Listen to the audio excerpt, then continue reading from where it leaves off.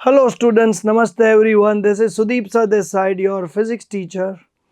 And we are doing capacitance and capacitor. Capacitor and capacitance आप ऐसे भी बोल सकते हो.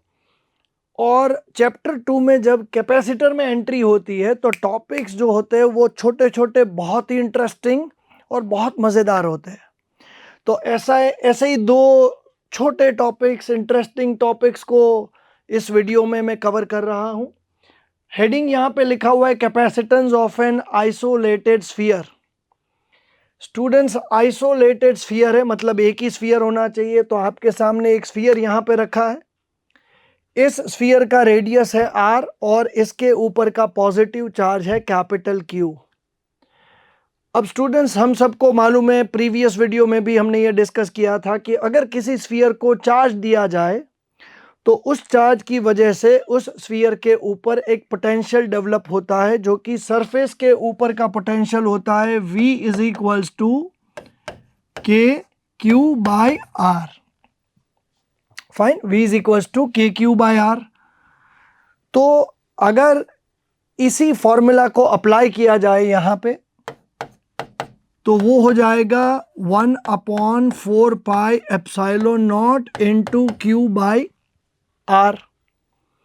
इसका डिस्कशन भी हमने किया था कि Q और V जो होते हैं वो एक दूसरे से डायरेक्टली प्रोपोर्शनल होते हैं, लेकिन अभी उसमें हमको नहीं पढ़ना है, हम वो ऑलरेडी डिस्कस कर चुके हैं.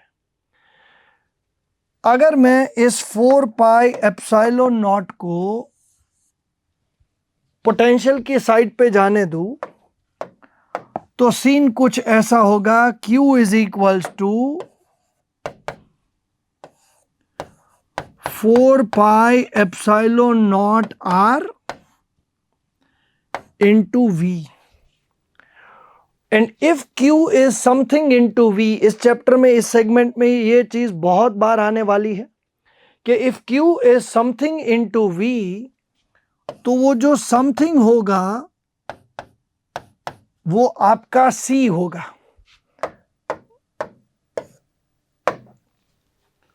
तो Q is equals to CV हमने प्रीवियस लेक्चर में किया था, और यहां पे Q is equals to 4 pi epsilon not R.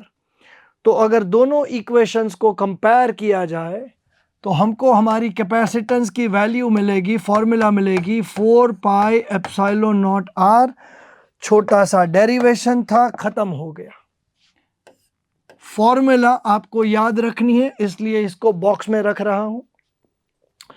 तो अगर हमारे पास आइसोलेटेड स्फीयर है तो उसकी कैपेसिटेंस की फॉर्मूला है 4 पाई एप्सिलॉन नॉट R, मतलब 4 pi epsilon not times radius of the sphere. अब एक इंटरेस्टिंग चीज यहां पे डिस्कस करते हैं. अर्थ भी एक आइसोलेटेड स्फीयर ही है. Earth is an isolated sphere, and it being an isolated sphere उसका भी कुछ कैपेसिटेंस होगा. तो अर्थ का जो रेडियस है वो है 6400 किलोमीटर, 6400 किलोमीटर्स. अगर इस वैल्यू को इस फॉर्मूला में पुटअप किया जाए, epsilon not is 8.854 into 10⁻⁻12. R kilometre में नहीं रखना है आपको, SI यूनिट में, मतलब उसको मीटर में कन्वर्ट करना है. ये करने के बाद जब आप कैपेसिटेंस की वैल्यू को फाइंड करोगे तो अर्थ का कैपेसिटेंस है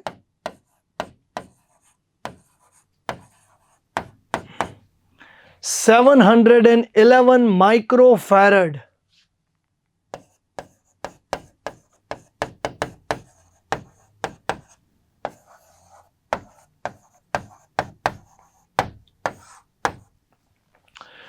तो स्टूडेंट्स, कैपेसिटेंस ऑफ अर्थ आपको मिला 711 माइक्रोफैरड. माइक्रोफैरड.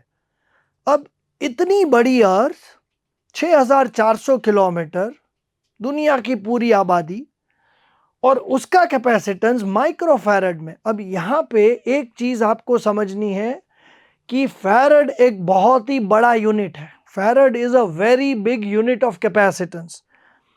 नॉर्मली आपका काम है वो माइक्रोफैरड से हो जाएगा, नैनोफैरड से हो जाएगा, माइक्रो मतलब पाइकोफैरड से हो जाएगा, 10⁻⁻12. तो farad is a big value of capacitance. अगर कोई बड़ी बड़ी हाँक रहा है, 4 लोग बैठे, कोई बोल रहा है मेरे पास इतना टन सोना है, मैं इतना अमीर हूँ, कोई दूसरा बोल रहा है मेरे पास इतनी कंपनीज के शेयर्स है, कोई तीसरा बोल रहा है मेरे पास बहुत ही बड़ी लैंड बैंक है। और अगर आपको भी एक जाने देना है तो आप बोल सकते हो कि मेरे पास इतना बड़ा घर है जहां पे कैपेसिटेंस है 1 फैरड, मेरे घर की इलेक्ट्रिक सप्लाई इतनी है कि वहां पे मुझे 1 फैरड का कैपेसिटेंस यूज करना पड़ता है, जब पूरी अर्थ का कैपेसिटेंस 711 माइक्रो फैरड होता है। तो एक घर का कंजम्पशन कितना होगा कि वहां पे कैपेसिटेंस 1 फैरड आपको यूज करना पड़े। तो ठीक है, वो तो टाइम पास था। अब एक और डेरिवेशन करते हैं। The topic is parallel plate capacitor. बहुत ही इंपॉर्टेंट यहाँ पे टॉपिक है ये। पैरेलल प्लेट कैपेसिटर बहुत ही कॉमन होता है और बहुत जगह पे आता है। पैरेलल प्लेट कैपेसिटर में आपके 2 पैरेलल प्लेट्स होंगे इस तरह से, okay,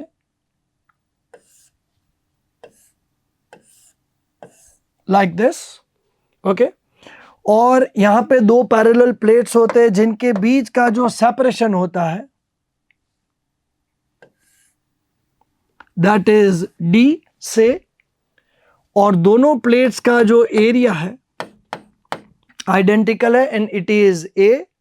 remember, a capacitor is an arrangement of 2 metallic plates separated by some dielectric medium, जो कि आमतौर पे air is used such that one of the 2 plates is earthed।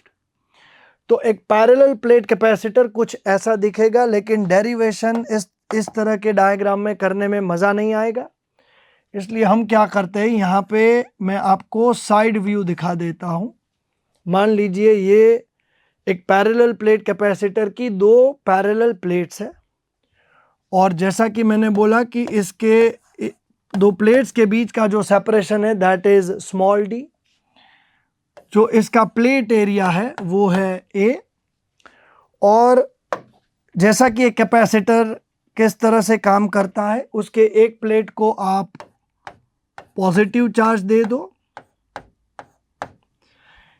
यहां पे पॉजिटिव चार्ज देने की वजह से यहां पे नेगेटिव चार्ज आपका इंड्यूस होगा, और जो आपका पॉजिटिव चार्ज यहाँ पे इंड्यूस हुआ था, free charges, it goes into the earth, gets neutralized. तो एक चार्ज कैपेसिटर आपको कुछ ऐसा दिखेगा। अब इस कैपेसिटर के 2 प्लेट्स के बीच में यहाँ पे इलेक्ट्रिक फील्ड होगा, फाइन, यहाँ पे इलेक्ट्रिक फील्ड होगा, और ये जो इलेक्ट्रिक फील्ड है, a positive plate has an outgoing field, a negative plate has an incoming field। तो इस पॉजिटिव प्लेट का जो आउटगोइंग फील्ड होगा वो होगा सिग्मा बाई 2 एप्सिलॉन नॉट, और ये नेगेटिव प्लेट का जो इनकमिंग फील्ड होगा वो भी हो जाएगा सिग्मा बाई 2 एप्सिलॉन नॉट, और दोनों फील्ड एक ही डायरेक्शन में होंगे। तो आपका जो रिजल्टेंट फील्ड हो जाएगा वो हो जाएगा sigma by 2 epsilon not plus sigma by 2 epsilon not.